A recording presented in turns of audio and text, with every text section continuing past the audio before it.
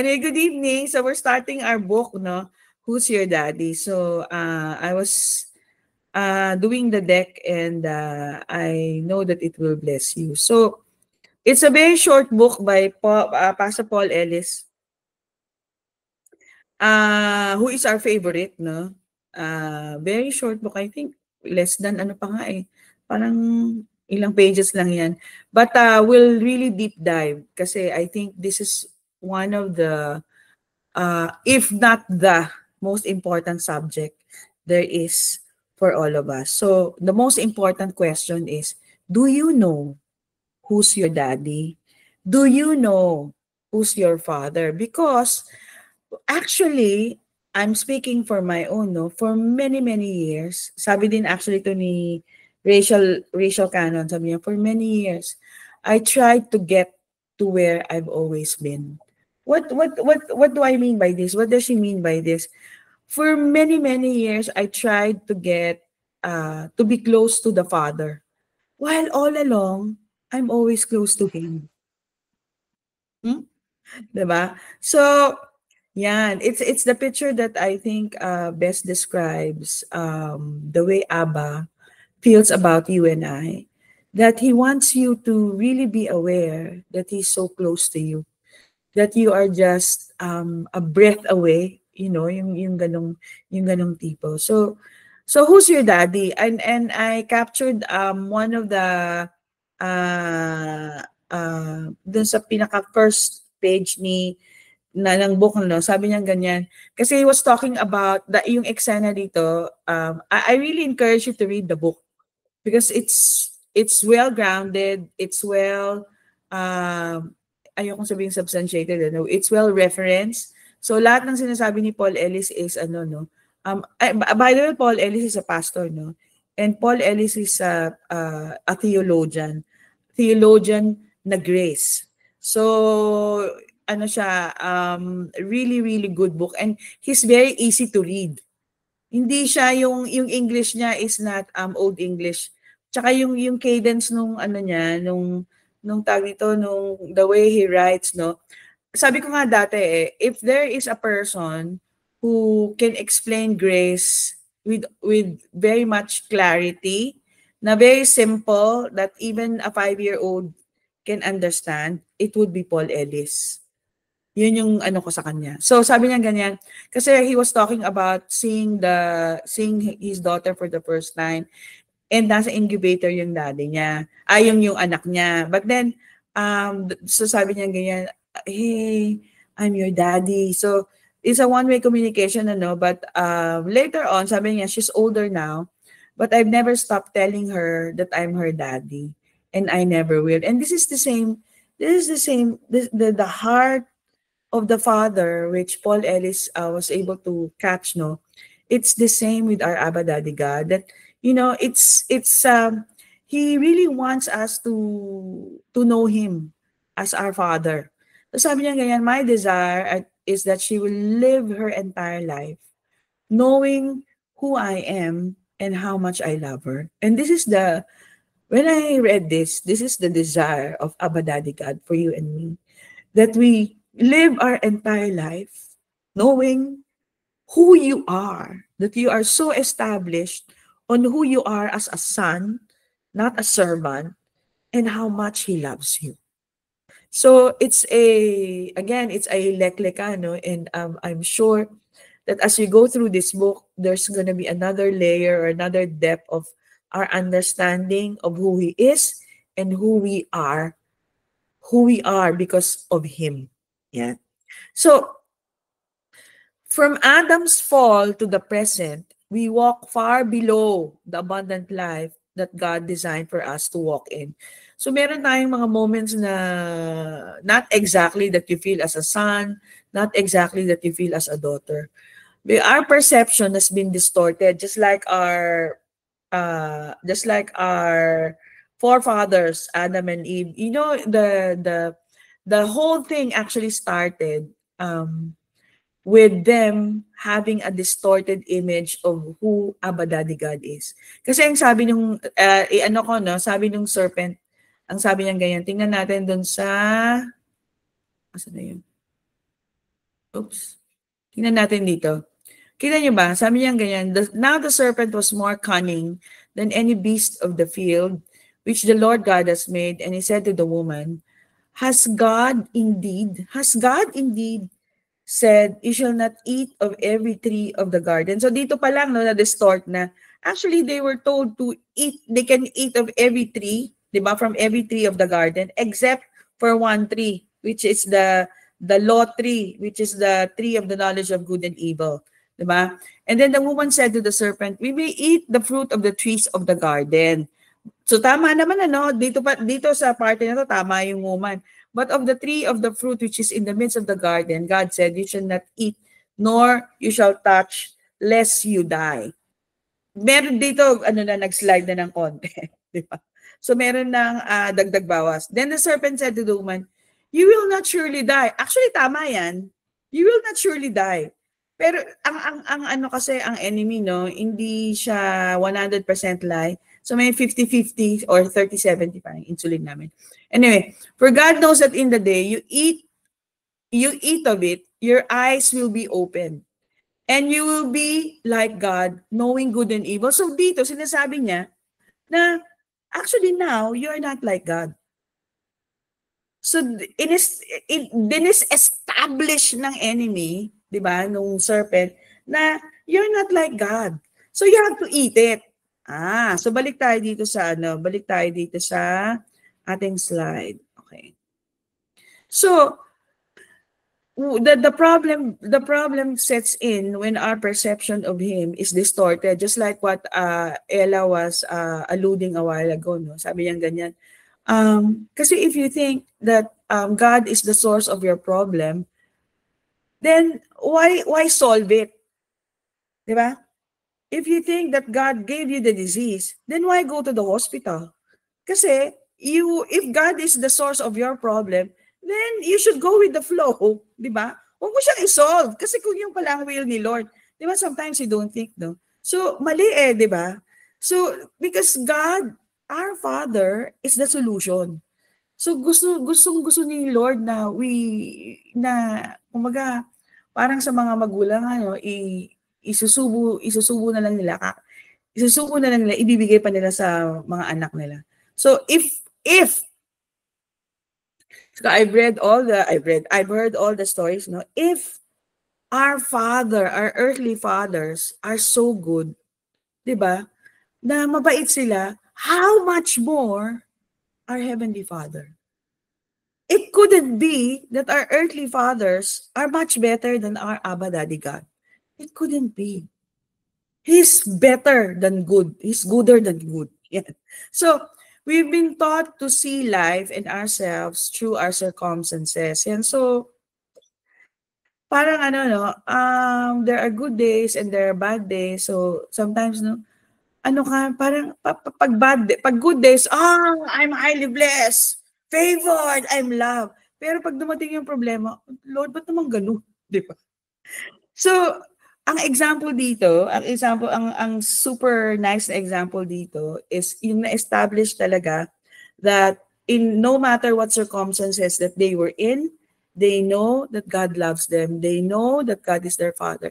Is when Paul and Silas were in the lowest of the dungeon, diba? They were whipped, they were mangled, and they were strapped, right? But what were they doing? They were singing. They were singing because their circumstances did not define their perception of who God is. So in marketing, diba, perception is reality. The way you think about a certain brand is the way how you're going to feel about it, diba? Bibilin mo yan because yung perception mo ganyan. And the way you perceive about Abba Daddy God will translate how you relate to him.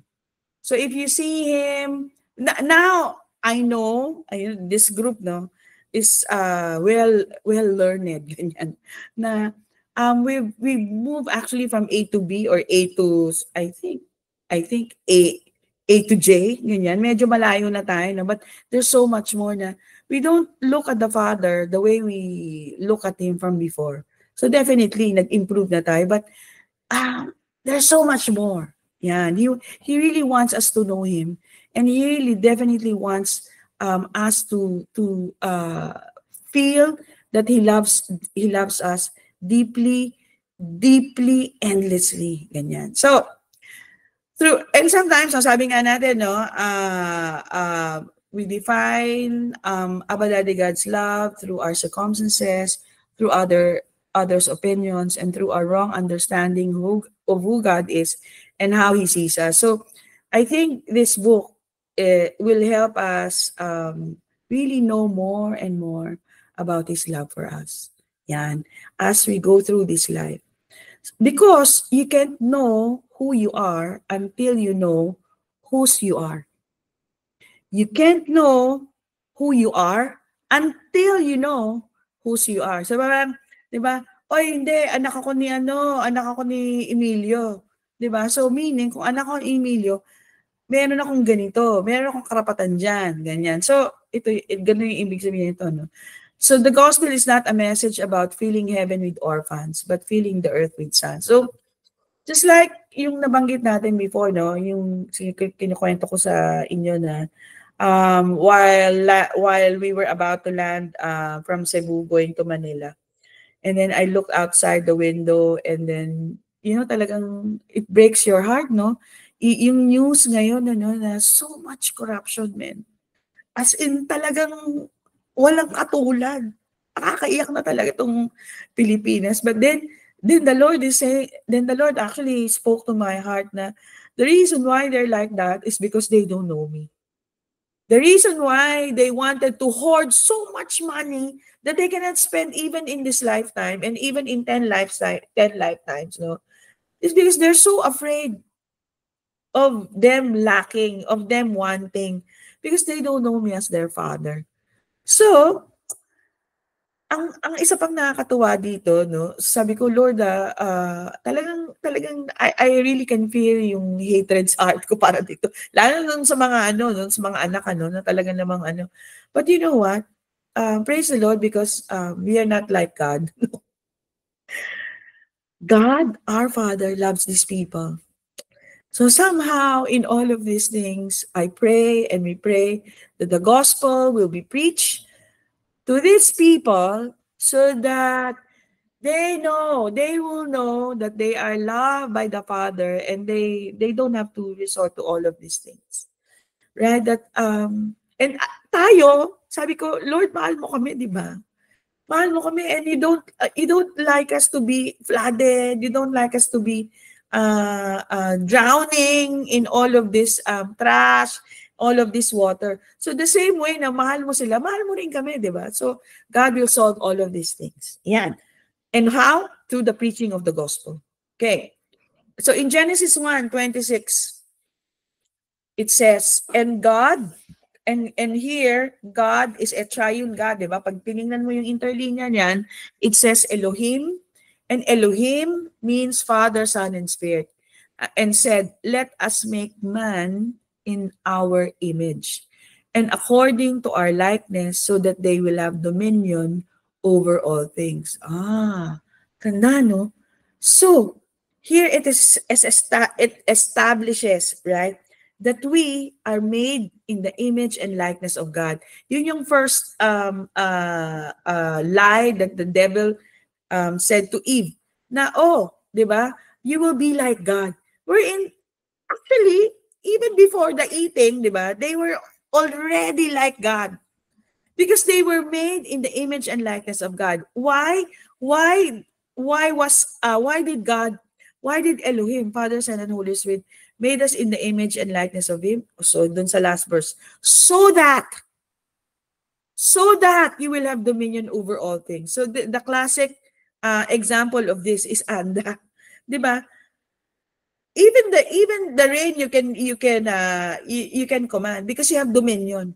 Because you are made, okay, yung predicate niyan, because the reason why you have dominion is because you are made in the image and likeness of your Abba. Naalala ko din si Alex kanina, yung wala siyang makuhang parking dito sa Marriott Clark. Alam mo talagang na siya, sabi niya, Lord, hindi na ako alis dito kasi naiihi na siya. Lord, bigyan mo ako ng pinakamagandang parking. Ayan na, bumababa na ang mga nagkakasino. At yun, may parking siya. So, okay.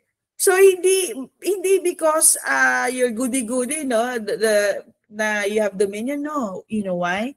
It is because you are made in the image and likeness of your Abba. That's why you have dominion. Ganda, no? So, you can okay, Lord, I am made in the image and likeness of you. I have dominion over these numbers. Diba? So, the only life, because the only life that the Father is looking for us to live is the one He has freely given to us, the life of His blessed Son. The exact representation of God, of the love of the Father, is our Lord Jesus Christ. Gusto mong makilala si Abba Daddy God? Then let us know our Lord Jesus more, because He is the exact representation. And what did our Lord Jesus do? Diba? He healed all the sick. Kasi ayaw yun ng sakit. He blessed people. Diba? He went to the children and cuddled them. He talked to women. Diba?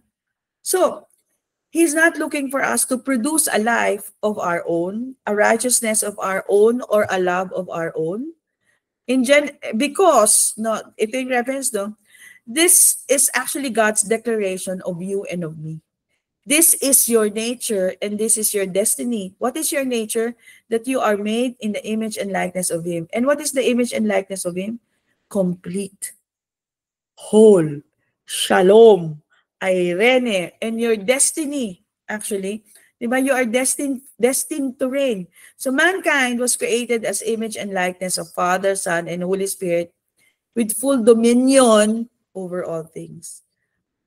And when it says all, it says all. So, and then placed in a finished and completely prepared environment. Ano yan? Ng Garden of Eden, di ba? Garden of Eden is a complete and prepared environment, and included in intimate face-to-face relationship with Father, Son, and Holy Spirit. So remember, di ba, in the Garden of Eden, they were walking in the cool of the night. So it's very biblical, no, to walk with the Lord. Yan. So, mas maganda, no, walk with the Lord, hindi running. Pwede din yun. So, an indivisible union forever with them. So, and this is what God saw. Sabi niya ganyan, no? when he made man, sabi niya kasi let us make man in our image. And this is what God saw. In the Hebrew, it's idu. Behold, with vivid emotion expressed and declared. And sabi niya, God, Elohim, Father, and Son saw their beautiful mankind and said, very good. So when you look at yourself in the mirror, right, you're looking at the exact image of Abba Daddy God. And what does He say to you? You are very good.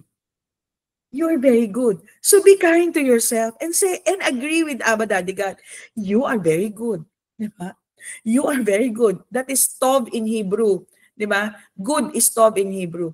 It means not only good, and it means, and this will really bless you. What does good mean? It means functioning as designed. Completely enclosed in and surrounded with grace, beauty and love, health, prosperity, whole and complete. Kaya, yung mga ka-opisina ko sa Singapore, no, pag nagsasabi ng greeting, no, morning, sabi ko, bakit kaya walang good? Diba? Dapat good morning, good afternoon. Because it is actually declaring your dominion, right? Your dominion, good morning. You are declaring dominion over the entire day. Hindi lang morning, hindi lang afternoon. Ano yun? Diba? And it means functioning as designed, completely enclosed and surrounded with grace, beauty, love, health, prosperity, whole and complete. Gandang snapshot nito. Diba? So, and it's still what God sees and declares over us, regardless of our circumstances. Regardless of your circumstances, you have to declare good morning to yourself. Very good, diba? Hallelujah. So, unfortunately, Adam fell in his understanding of God's identity and his own identity as God's image and likeness, designed to rule and reign on earth. And mankind after him continued to fall further and farther, fall farther and farther in that understanding. They had forgotten who they were and who God was. So sometimes, so yung mga sheep, di ba naaral natin, they are forgetful creatures. So that's why the preaching of the gospel is an honor for me, an honor for you, because the primary, the person who really needs it the most is me. Because I always forget. So we have to really listen and listen to the gospel. In Deuteronomy 32 verse 18, it says, "You forgot the rock who fathered you, and forgot the God who gave you birth." So pag medyo fearful ka, nakalimot ka lang. So yung friend mo na matatakotin or nag-aalala, nalimutan lang niya kung sino ang tatay niya. So you have to remind them, you have to, or hindi nila kilala. So you have to introduce to them the Father. They forgot the rock, or they don't know the rock who fathered them, and forgot and don't know the God who gave them birth. So Deuteronomy says mankind was unmindful and had forgotten. What were they unmindful of, and what did they forget? That they were sons in the image and likeness of God, with dominion over all things. So now alam na natin, So, ganun ba, Lord? I'm made in your image and likeness, and I have dominion over all things, placed in a finished and completely prepared environment, and included in intimate face-to-face relationship with Father, Son, and Holy Spirit, in indivisible union forever with them. Ang context ito and predicate ito, di ba, is the finished work of Jesus Christ. We are now operating in the finished and completely prepared environment. Hallelujah. And the Mirror Bible says it this way: "You have forgotten the rock that begot you, and have gotten out of step with God who danced with you." Si Daddy God ay mahilig mag-disco. Di ba? Di ba? Di ba? So, Lord, dance tayo. So the Mechanical Translation Bible, a Hebrew translation, uses the word twist, and shul, with our English Bible translates gave birth. O Tina, biblical. Di ba? Pwedeng dancing lesson. So shul means wreath or twist, and whirl with dance. Remember David, di ba? He danced with all his might. Hallelujah. So the Mechanical Translation says it's a twisting together, di ba? To wrap separate pieces together, forming one unit, a wrapping or winding together and twine.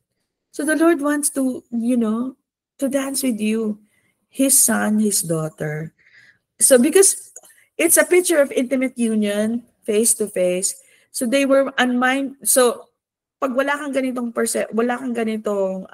thinking, or mindset, you are unmindful of this, and you forget that what you have is an indivisible union with God, and you see yourself as separated from God. In Colossians 1:21 it says, "Mankind was once alienated and hostile or adversaries in their minds." In Philippians 2:15 says in the Mirror, "Your flawless innocence radiates attraction as beacons of light in the midst of a people who have forgotten their true sonship and whose lives have become distorted and perverse." So deadly pala yung nakakalimot, no? But God has not forgotten and said, "I have declared the end from the beginning." Our beginning is not based on what Adam declared from the fall. It is based only on what God declared in the beginning from before the creation. You know that the finished work is from the foundation of the world. Hallelujah. It's outside time. And it's declaring that you are a son. But when I say son, us girls are included, you are a son. Our identity did not begin in the fallen Adam. Our identity began before time began. In Ephesians 1:45, just as he chose us in him before the foundation of the world, that we would be holy and blameless before him. In love, he predestined us to adoption as sons through Jesus Christ to himself, according to the kind intention of his will. He pre-wired us to be sons. It was his good pleasure, his delight, his favor. Hallelujah. So we know the story about the prodigal son, right? But actually, It is actually the father who is the prodigal. You know ang meaning ng prodigal? Prodigal is an adjective. It means spending money or resources freely and recklessly, wastefully, and extravagant. Having or giving something on a lavish scale. It was the father, actually, that was truly the unrestrained prodigal spender. He gave his money away, right? He gave his money away to both of the sons. So, in Luke 15, the father in the parable of the prodigal son shows us the heart of our father towards us. He's not stingy. He is the one who gives and gives and gives. And what is the only action that he is waiting from us? Us. Diba? What did the younger son did? Diba he asked, Father, kahit na bastos, no? Father, give me my inheritance. Si Father God naman binigay, diba? There was never a time when the prodigal son was not a son. No matter how lost he was or how far he has removed himself or how he became so forgetful, no? How far he has removed himself from the Father. Verse 17 says that the son came to himself by remembering his father's house where he had come from. And while he was still still a long way off, the father ran to him and immediately and completely restored his position of sonship and the inheritance rights that came with it. So it says immediately, no, without delay. It says in verse 2. Sometimes, no, meron tayong mga, Lord, ang tagal-tagal naman. But actually, no. The Father heart of God is immediately and suddenly. Hallelujah. Where does it say? In Luke 15:22. Hallelujah. So, we are sons, not servants. We are sons, not angels. We are created, diba? A bit lower than the angels, no? But angels are so amazed and so, I think, no, the word is bewildered. How come? Father God loves us so much. We are sons, not servants. In Galatians 4:7, in the mirror, can you see how foolish it would be for a son to continue to live his life with a slave mentality? Your sonship qualifies you to immediately participate in all of the wealth of God's inheritance, which is yours in Christ Jesus. What a beautiful verse. So there's no earning, no proving of yourselves that, I will serve Lord so that you can bless me. No, it's not that.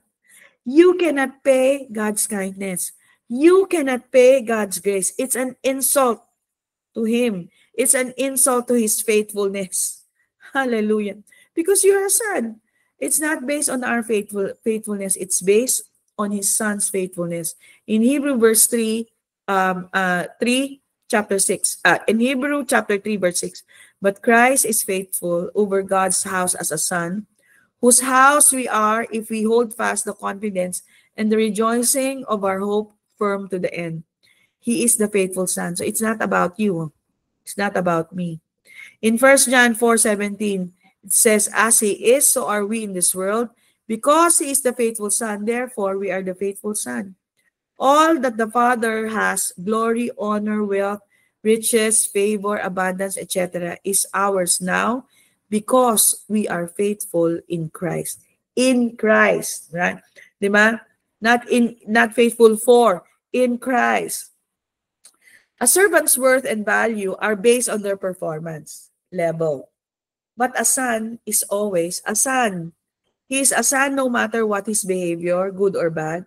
He can never stop being a son. It's his identity. So for example, no, si Zion nag-misbehave. Tinatawag ba siya ni Roel ng different? Di ba? He remains to be Zion. Hindi naman nag-iiba yung pangalan niya eh. Di ba? Hindi naman tatawagin ni Roel niya na, salbaing bata ka. Di ba? It's still Zion. It's his identity. So as sons, I used to believe that we begin as immature, young sons, and then gradually progress to mature sons. So I used to believe like this, no? But it's actually wrong. Under grace, we are all recognized and acknowledged by God as mature, full-grown adult sons. You know, not children, because children actually Although they are heirs, they cannot use the Lamborghini. Hindi naman, kasi hindi naman mag-drive eh. But when you are a son, di ba? You can avail and you can participate in all of these things. Galatians 4 says that sons are heirs, they are masters of all. We are fully grown sons, matured sons with all the rights of inheritance. A child was one who is under the law. No one is under the law anymore. The word child is nepios and is a compound word in Greek and means not speaking. Kasi pag di ka nagsasalita, di ba wala kang karapatan? Wala kang karapatan, huwag kang magsalita. But since you are a fully matured son, you have the dominion, you have the authority. Now how do you execute your dominion? You speak, di ba? You speak what you want to see. So parang may nag-share sa akin na no? Kasi dineclare ko kasi na gusto kong mag-number 1, kaya ayan, parang hindi But actually, if you want to be number 1, then you have to speak it out, right? Because you are a son. You speak the dominion. When we fall back under the law or performance mentality, due to become, our words don't produce the authority in our lives that the Father has given to us. So parang ito, Lord, sige na, magsaserve ako sa iyo. Magaganyan ako, i-bless mo ako. That is due to become mentality. And it's an insult to the kindness and to our Father God. So we become ineffective in our ability to administer our inheritance, our dominion, when we rely on our efforts instead of Christ's finished work. The child speaks what the law says, what Moses said. They speak, do, to be, or if, and then. The son speaks what the son spoke. Paano ba yan? It is finished. I am healed. I am whole. Non-negotiable. Hallelujah. So, in Romans 8:32, the mirror, the gift of his son is the irrefutable evidence of God's heart towards us. So, those days na parang feeling mo na parang hindi ata, then look again. Look again at Romans 8:32. The gift of his son is the irrefutable evidence of God's heart towards us. He held nothing back. He held nothing in reserve, but freely and undeservedly gave everything we could ever wish to have. This is what our joint sonship is all about. We aren't sons meant to struggle in life, and we are not sons who progress in our Father's favor so we can be entrusted with more or anointed more. No, we are mature, complete sons who have been given all now. Diba? Immediately and suddenly. Ephesians 1:3 says that he has blessed us with every spiritual blessing. Colossians 2:9 tells us that all the fullness of the Godhead dwells in Christ in bodily form. And in verse 10 it says, we are complete, filled to the full in him. So, Father, Jesus, who Jesus calls Abba, which means daddy in essence, is as gentle and as loving as Jesus. For Jesus is our Father's reflection to us. What you see in Jesus comes from his and our Father in him. Jesus came to reveal the Father is just like Jesus and even greater, as Jesus has said. Our Daddy God wants us to be able to warm up right to him, to feel comfortable with him, enjoy his hugs, enjoy his kisses and embrace, to giggle and roll around playing, laughing, dancing, and flying around together with him in perfect, intense, ecstatic, delightful love. And I end with this, I think. Ending ko na ba? Okay. Brennan Manning, kilala niyo ba si Brennan Manning? Oh, sorry. Brennan Manning, the author of Abba Calling and the Ragamuffin Gospel, sabi niya, God loves you unconditionally as you are and not as you should be because nobody is as they should be. Ganda, no? And then Mother Teresa says, when you know how much God is in love with you, then you can only live your life radiating that love. And you know, she's the most unselfish, dedicated person on earth when she was alive. And parang one kwento, no, somebody actually, one pastor had the chance and the privilege to be in one plane with Mother Teresa. So sabi nga nung paso, no, Mother Teresa, can I have your autograph? You know what she said? And she took the paper, no, and you know what she wrote? Jesus loves you, Mother Teresa. No? So the secret, you know how much you love. You know how much you are loved by God. Then you can only live your life radiating that love. So finally, see yourself as Jesus saw himself. In John 10:30 in the Amplified, I and the Father are one in essence and nature. In 1 John 5 in the Mirror Bible, this is what has become distinctly clear to us. The coming of the Son of God is God's mission accomplished. He is the incarnate Christ. The moment all of Scripture pointed to us arrived, the Son is present. In Him, God has given us the greatest gift, a mind whereby we may know Him who is true, and in the same knowing to find ourselves in Him who is true. Find ourselves in Him who is true. Mankind is included and located in Him, in His Son, Jesus Christ. This means that whatever Jesus is as a son, whatever Jesus is as a son, we are. This is the true God. This is the life of the ages in the Mirror Bible. No? So, Jesus said, you will know the truth as it is unveiled in me, and that will set you free. The culmination of the gospel, according to John, the culmination, the coming of the Lord Jesus is summed up in these verses. In John 14:20, in that day, you will know that we are in seamless union with one another. You are in seamless union with your Abba Daddy God. When Jesus said, I am in my Father, and you are in me, and I am in you. This is the culmination of the gospel. I am in my Father, and Jesus said, you are in me, and I am in you. And also in 1 John 2:7, it says, what is true of him is equally true of you. As he is, so are we in this world. Our lives are mirrored in him as well as here in this earth.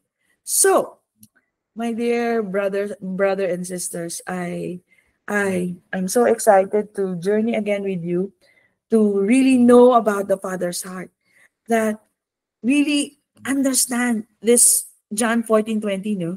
I am in my Father, you are in me, and I am in you. And that, my dear siblings, is session 1 for Who's Your Daddy. Now let's prepare our communion elements.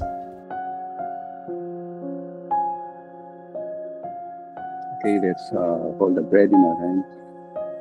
Abba, we thank you for this study tonight, that you have again revealed to us how much you love us. And the greatest expression of your love is by sending to us your only begotten Son, our Lord Jesus Christ, who sacrificed his life at the cross for us, to redeem us from the curse of death. So tonight, we bless you, Lord, and we remember his sacrifice at the cross. Lord Jesus, thank you for allowing your body to be broken so that ours may be whole. As Abba declared when he sees us, that we are very good, we declare to ourselves tonight that we are indeed very good, functioning as designed, completely enclosed and surrounded with grace, beauty, love, health, and prosperity. Thank you, Jesus, by your stripes we are whole and complete. Every week whole, every part, every cell, every organ in our body are functioning in the perfection which you designed it to function. All is well. Thank you, Jesus. We receive your resurrection life tonight. can we decree health and wholeness in all parts of our body. Amen. Sickness cannot remain in our body because we have your resurrection love. And we thank you, Jesus, because you loved us. As you are in your health, so are we in this world. Amen. Let's pray. Amen. Yes, from the heart, Lord Jesus, thank you for your precious blood that was shed on the cross. We are not just healed of all sickness and infirmities, but most of all, thank you because we are forgiven of every sin, past, present, and future. We can boldly declare that we are completely complete, perfectly perfect, and wholly whole. We are the righteousness of God in Christ. Thank you, Jesus, because we live